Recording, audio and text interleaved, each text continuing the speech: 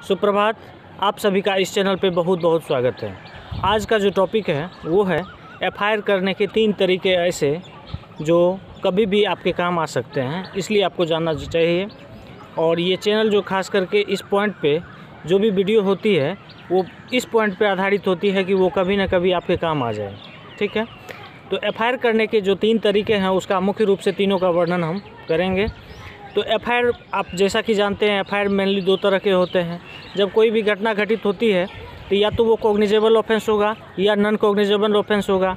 कहने का मतलब हुआ या तो संज्ञेय अपराध होगा या असंज्ञेय अपराध होगा। कहने का मतलब हुआ या तो वो जो है अपराध की जो प्रकृति होगी या तो गंभीर होगी या सामान्य होगी।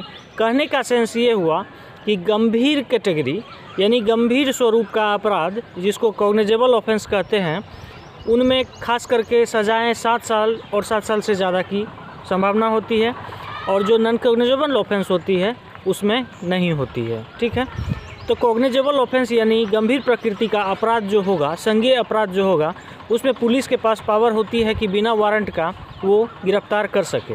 और नॉन कॉग्निजेबल ऑफेंस में जब तक कोर्ट का आदेश नहीं होता है तो गिरफ्तार नहीं किया जा सकता है।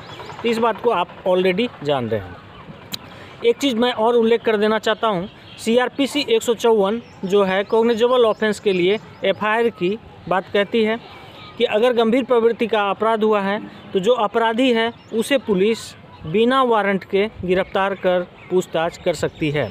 जबकि अगर नॉन कॉग्निजेबल ऑफेंस है तो CRPC 155 के तहत जाएगा, और यही मामला जब कोर्ट में जाएगा तो 156 के तहत जाएगा। अब हम आते हैं कि एफआईआर करने के 3 तरीके क्या हो सकते हैं।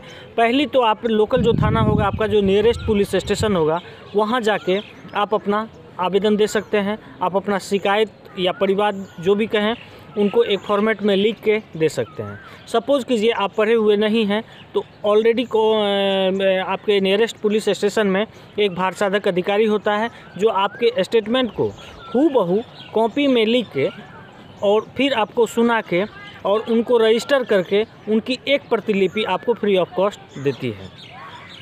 सपोज़ कीजिए कि आपका जिस किसी से भी समस्या हुआ या झगड़ा हुआ और कोई भी ऑफेंस घटित हो, या कॉग्निजेबल ऑफेंस हो या फिर नॉन कॉग्निजेबल ऑफेंस हो, तो वो आदमी पहुंच वाला है, पुलिस वाले के पास आप गए और वो एफआईआर रजिस्टर नहीं किए, उस स्थिति में आप क्या कर सकते हैं।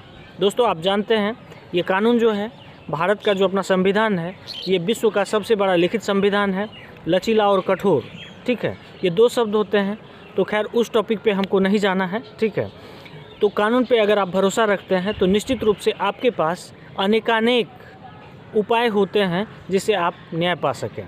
ठीक है, तो अगर पुलिस स्टेशन जो है एफआईआर करने से मना कर देती है तो आप उसी आवेदन को एक प्रार्थना पत्र का रूप देकर आप एसपी के पास आवेदन दे सकते हैं, और उस आवेदन पे आप मांग कर सकते हैं कि इस तरह से ये घटना घटी है और इस पर मुझे न्याय देने की कृपा की जाए, या फिर पुलिस को ऐसा निर्देश दिया जाए कि मेरी एफआईआर रजिस्टर हो सके। तो वो भी हो गया। तीसरे पॉइंट पे अगर हम आते हैं, ये दोनों अगर आपका फेल कर जाता है तो आप कोर्ट में जाके डायरेक्ट एक वकील हायर करके और अपने जो है परिवाद दायर कर सकते हैं। आप जो है अपना ये कंप्लेन रजिस्टर कर सकते हैं। फिर कोर्ट जो है संबंधित पुलिस स्टेशन को निर्देश देगी एफआईआर रजिस्टर करने के लिए। अगर नॉन कॉग्निजेबल ऑफेंस होगा तो पुलिस को फिर इन्वेस्टिगेशन करने के लिए जो है कोर्ट निर्देशित करेगी। एक और उपाय है, अगर सामान्य प्रकृति का कोई भी अपराध हुआ है यानी कॉग्निजेबल ऑफेंस नहीं है और नॉन कॉग्निजेबल ऑफेंस में भी अगर सामान्य है, तो अभी वर्तमान समय में आप ऑनलाइन एफआईआर भी रजिस्टर करवा सकते हैं। उसका स्टेटस भी समय समय पर आप चेकअप करवा सकते हैं। ठीक है, इससे पहले हम लोग 0 एफआईआर का चर्चा कर चुके हैं। 0 एफआईआर क्या होता है? आपके साथ कहीं भी कोई भी घटना घटती है तो आपका जो नियरेस्ट पुलिस स्टेशन होगा, यानी घटना स्थल का जो सबसे नियरेस्ट पुलिस स्टेशन होगा, वहाँ पे 0 एफआईआर रजिस्टर्ड होगा। 0 एफआईआर रजिस्टर्ड होने के बाद ये फाइल जो है ट्रांसफ़र होकर चले जाएगा आपके पुलिस स्टेशन। आई होप मेरा सेंस ये था कि एफआईआर करने के 3 तरह के, मुख्य रूप से लोकल थाना, लोकल थाना से नहीं, एसपी के पास, एसपी के पास नहीं हुआ तो कोर्ट के पास होना ही है। आप किसी भी वकील को हायर करेंगे और उसके थ्रू जो है अपनी समस्या को कोर्ट के सामने रखेंगे। कोर्ट उचित निर्णय देके उसके बाद जो है इसका सॉल्यूशन आपको देगी, ठीक है, और निश्चित रूप से देगी। आप विश्वास कभी नहीं खोएं, आशा कभी नहीं खोएं, ठीक है, क्योंकि आशा और विश्वास से ही दुनिया टिकी हुई है। और भारतीय कानून जो है इस पे आप भरोसा रखें, और ख़ास करके इस छोटी छोटी जानकारी को आपके पास होना चाहिए, क्योंकि ना जाने कब किस चीज़ की ज़रूरत पड़ जाए, और ये होगी तो आई होप आप निडर होंगे, हिम्मतवान होंगे, क्योंकि knowledge is power, knowledge is power, ठीक है। तो मिलते हैं फिर किसी नेक्स्ट टॉपिक पे। धन्यवाद। अगर अच्छा लगे तो सब्सक्राइब कीजिए, लाइक कीजिए, थोड़ा सपोर्ट कीजिए। धन्यवाद।